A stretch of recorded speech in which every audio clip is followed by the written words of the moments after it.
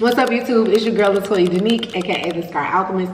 In today's video, I will be sharing top mistakes I see camouflage tattoo artists make and how to avoid them. Nobody's talking about them. I figure I might as well. If you're starting out on your journey, you are probably making these mistakes and may not even know it. I'm about to put you on game. Don't forget to like, follow, and subscribe. Most importantly, don't forget to stay tuned to the end of the video. This is the stuff that nobody is telling you, but I'm gonna tell you. The last mistake that I share and how to fix it is probably going to help you the absolute most. Okay, so if you're ready, let's get into it. And these are in no particular order. The point of me sharing this video is because nobody's talking about this stuff. This is kind of why it takes so long to get better, because there's nobody to tell you that you're maybe making these mistakes. Mistake number one, probably picking the wrong client. I hate to be the bearer of bad news, but everybody is not a candidate for camouflage. Girl, what does that mean? Sometimes I see you guys picking candidates. I wouldn't even tattoo those people. I see students or I see new artists picking clients that barely have any color contrast for their camouflage. So for example, let's say you're doing stretch mark camouflage on a client and her stretch marks are so faint that you can barely see them.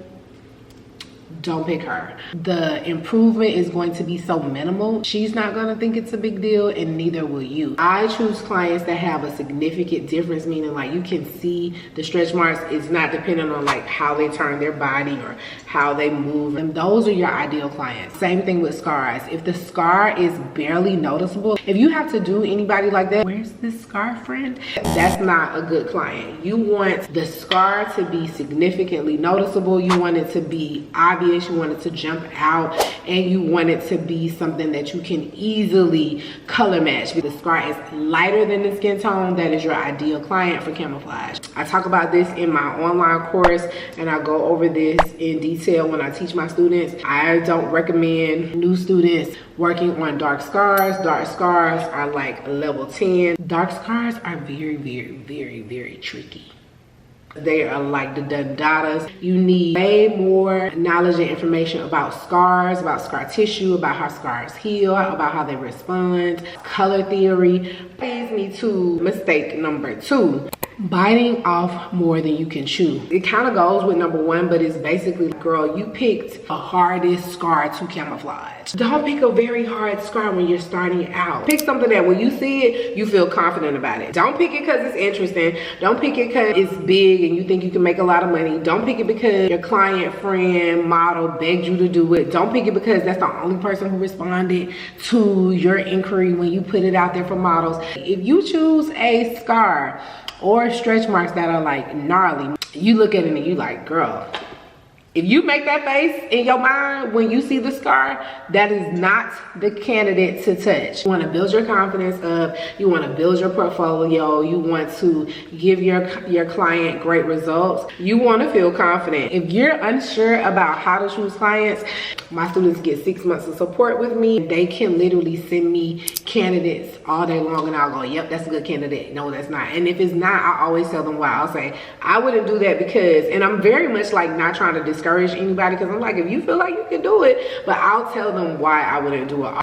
I'll go over all those details in my course to kind of help you get better at picking clients. There's also a section in the course where I show you the different types of clients, who makes good candidates, so you have an idea. Mistake number three, they're cousins, so they kind of all go together. You're choosing candidates who are not the right candidates. I'll give you an example.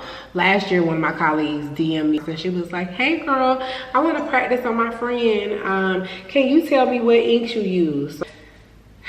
Yeah, girl, sure. I told her what inks I use.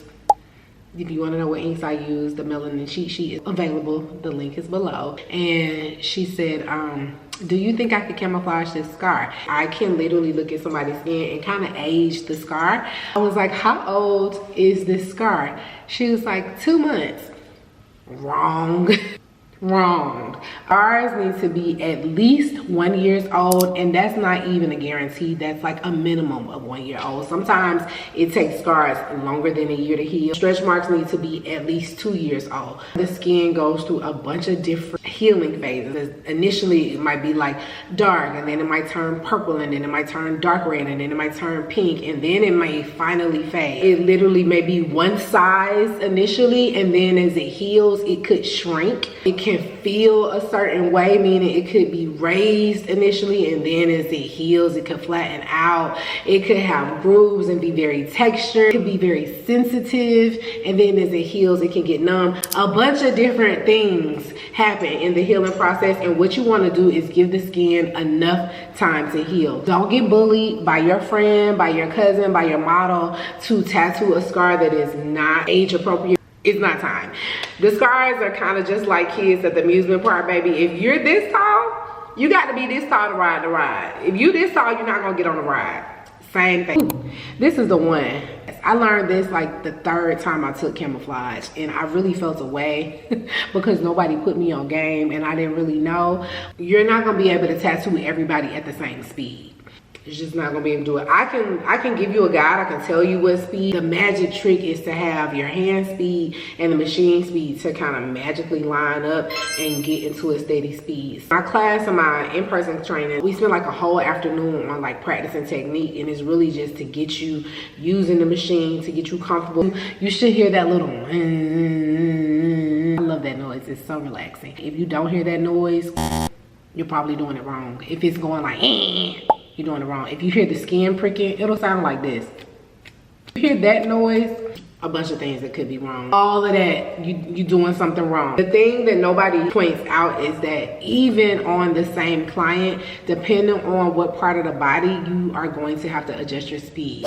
When I tattoo people's shoulders, and then I may have that same client and I tattoo their stomach, you're gonna tattoo that at different speeds. This is more stretched out versus the stomach is not so much, and that depends on the type of client. Like they got a little bit more junk in their trunk. You are not going to tattoo a person with like a very tight, muscular, super fit person at the same speed that you're going to tattoo somebody that's a little more juicy, a little bit more plump. If you do, you're going to mess somebody up. Just know you're going to have to adjust the speed for every single client. You're going to have to adjust the speed for people if you do different parts of the body. The arms, don't tattoo at the same speed as the legs. Don't tattoo at the same speed as the face. If you know that going into it, that makes it less intimidating. And then as you practice and as you continue to grow and as you take notes and as you document your before and afters, you'll realize that there's a science to all of it. It is a bit of an art. If you took a class with somebody and they told you every time you do camouflage, you're gonna tattoo at this speed, this one speed, they send you up the field. I'm just gonna say it. I'll go over all of this in my online course. I'll share the link below. You don't have to be intimidated by it. You can just know that you're gonna be changing the speed. It's very well known in the tattooing industry. Like people don't even talk about it because people are like, oh yeah, duh. I feel like I need to point it out because when I say it to students, I'll see like the deer in the headlight kind of look go over their face. They're like, wait a minute, what? Body has 3 layers, but you know how thick each layer is varies depending on different clients and depending on different parts of the body. If you find any of this helpful, let me know.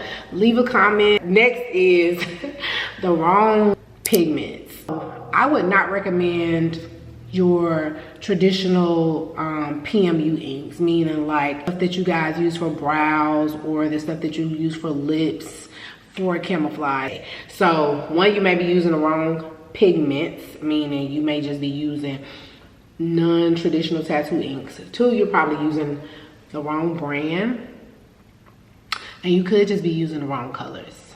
1, you're probably not going to have the right range of color. With camouflage, you want the pigments and the colors to stay. So the traditional PMU colors are more water-based. They're very watered down. The goal is for you to layer those colors, and they're really made to fade. You want the lips to kind of like fade away, because in maybe like a year or 2, you might not even want that color anymore. You kind of want the brows to fade, because as the tattoos age and settle, you don't want the color to be as intense, right? The concept of this is that these don't change drastically. People want those colors to stay. My favorite colors are Intense Tattoo. I love their colors. I have like over probably hundreds of colors that I've tried out, and personally the colors are vibrant, they last, they hold up. I love everything that the brand stands for, so those are the colors that I would recommend. And they have a range of flesh toned colors, and to me they look more natural and they don't look as ashy. Sometimes a lot of the brands I see when it comes to flesh tone colors, you will like swatch them down and those colors will look so ashy. And as a brown person, as a black person, black people do not want to look ashy.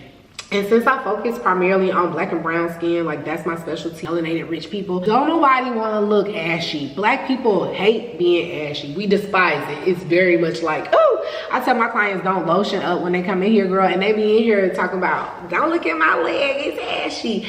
Don't nobody like being ashy. More vibrant the colors are, like you want your skin to look, see how I'm kind of glowing right now? Look at my, you see how I have a little glow? That's the look that we want always. So we need the colors to look that rich, that vibrant, the same way. This whole concept that like you can't tattoo colors on black people is a myth. There are phenomenal artists who make really vibrant, really rich tattoos. They know what they're doing. They're also using colors that come through for black and brown folks. So that's a huge mistake I see people making. I don't want you to do that. Stop using wrong colors. Download the link, download the course, or just go online to Intense Tattoo. Use my code. I will drop it right here to let you know. You could just use my code, get you a few colors, experiment with it, come back to the video and let me know what you think, okay?